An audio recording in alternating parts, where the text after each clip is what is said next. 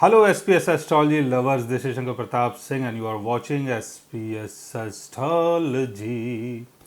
दोस्तों आज मैं आपको बताने वाला हूं डिपेंडेंट ग्रहों के बारे में, यानी आश्रित ग्रहों के बारे में। वो ग्रह जो दूसरे के ऊपर आश्रित होते हैं, निर्भर होते हैं, ऐसे ग्रहों के बारे में आज हम बात करने वाले हैं। और ग्रह डिपेंडेंट कब होता है, वो आश्रित कब होता है, इसको हम कैसे समझें। अपने वर्ष 8 में पहले ये देखें कि कौन सा ऐसा ग्रह है जो केतु के साथ बैठा हुआ है, या केतु की दृष्टि कौन से ग्रह के ऊपर पड़ती है, वो ग्रह आपके बर्थ चार्ट में आश्रित हो जाता है, यानी उसको मोटिवेशन की जरूरत पड़ सकती है।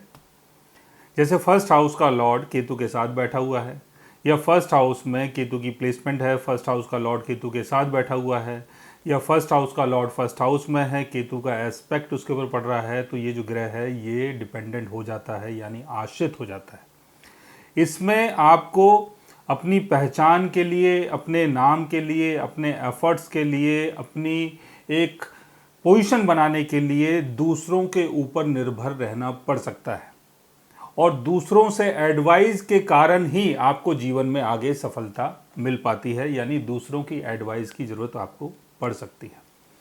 फोर्थ हाउस का लॉर्ड अगर केतु के साथ प्लेस्ड हो, या केतु की दृष्टि फोर्थ हाउस के लॉर्ड के ऊपर पड़ती हो, तो फोर्थ हाउस यानी सुख, प्रॉस्पेरिटी, घर, अगर आप कहीं ज़मीन लेना चाहते हैं, घर बनाना चाहते हैं, बिल्डिंग बनाना चाहते हैं, फ्लैट लेना चाहते हैं, घर से संबंधित कुछ भी काम करना चाहते हैं, इवन अपने मदर फादर के साथ रहना चाहते हैं कि नहीं रहना चाहते हैं, क्या करना है क्या नहीं करना है, तो इसके लिए आपको दूसरों से सलाह लेने की ज़रूरत पड़ सकती है।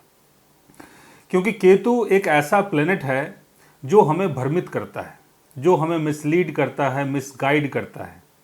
केतु अवसाद का कारक होता है, नकारात्मक चीज़ों का कारक होता है। केतु हमें मेटलिस्टिक वर्ल्ड से सेपरेट करता है और स्पिरिचुअल वर्ल्ड की तरफ लेके जाता है। इसलिए केतु की प्लेसमेंट जिस ग्रह के साथ होती है, वो ग्रह कहीं ना कहीं कंफ्यूज होता है, और उसको ये पता नहीं होता है कि उसको एक्चुअल में क्या करना है और क्या नहीं करना है।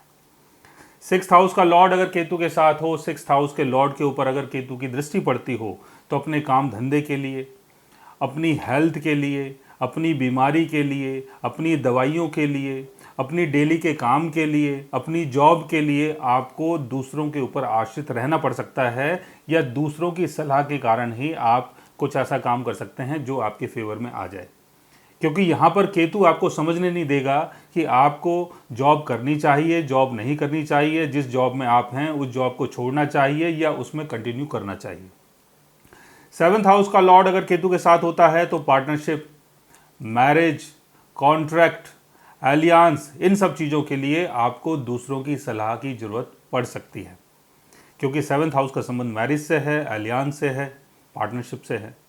और केतु अगर सेवन्थ हाउस में प्लेस्ड है, सेवन्थ हाउस के लॉर्ड के साथ प्लेस्ड है, या सेवन्थ हाउस के लॉर्ड के ऊपर केतु की दृष्टि पड़ती है, तो आपको सेवन्थ हाउस से संबंधित चीज़ें प्रॉपर तरीके से समझ नहीं आएंगी। आपको ये समझ में नहीं आएगा कि आपको अपने पार्टनर के साथ कैसे बिहेव करना है, रहना है कि नहीं रहना है। तो यहाँ पर केतु आपको भ्रमित कर सकता है। 11th हाउस गेन का हाउस है। अगर इनकम की बात आती है, अगर फ्रेंड्स लोगों की बात आती है, अगर कम्युनिटी की बात आती है, अगर आपके होप्स एंड विशेस की बात आती है, और केतु की प्लेसमेंट अगर 11th हाउस में होती है, या 11th हाउस के लॉर्ड के साथ केतु की प्लेसमेंट होती है, या 11th हाउस के लॉर्ड को केतु देख लेता है, तो अपनी इनकम के लिए, अपनी कम्युनिटी के लिए और अपने लाइफ के गोल के लिए आपको दूसरों की सलाह की जरूरत पड़ सकती है। 10th हाउस करियर का है। अगर 10th हाउस में ऐसी पोजीशन बनती है तो अपने काम धंधे करियर के लिए आपको दूसरों से सलाह की जरूरत पड़ सकती है। तो इस तरीके से आप चीज़ों को समझ सकते हैं कि आपके बर्थ चार्ट में कौन सा ऐसा ग्रह है जो केतु के साथ प्लेस्ड है, और किस हाउस में उसकी प्लेसमेंट है। ये भी एक समझने वाली बात है कि मान लेते हैं कि सिक्स्थ हाउस का लॉर्ड केतु के साथ है, लेकिन उसकी प्लेसमेंट सेवन्थ हाउस में है। सिक्स्थ हाउस का लॉर्ड सेवन्थ हाउस में, केतु साथ में बैठ गया है। अब यहाँ पर सिक्स्थ हाउस और सेवन्थ हाउस दोनों हाउसों की चीज़ें बिगड़ जाती हैं, यानी इन दोनों हाउसेस के लिए आपको दूसरों की सलाह की जरूरत पड़ सकती है। क्योंकि केतु आपको भ्रमित करता है, आपको चीज़ों को समझने नहीं देता है, और आपको ये समझ में नहीं आता है कि आपको एक्चुअल में क्या करना है और क्या नहीं करना है। तो केतु की प्लेसमेंट जिस हाउस में होती है, जिस हाउस के लॉर्ड के साथ होती है, उन सब चीज़ों में आपको बहुत ज़्यादा ध्यान देना है।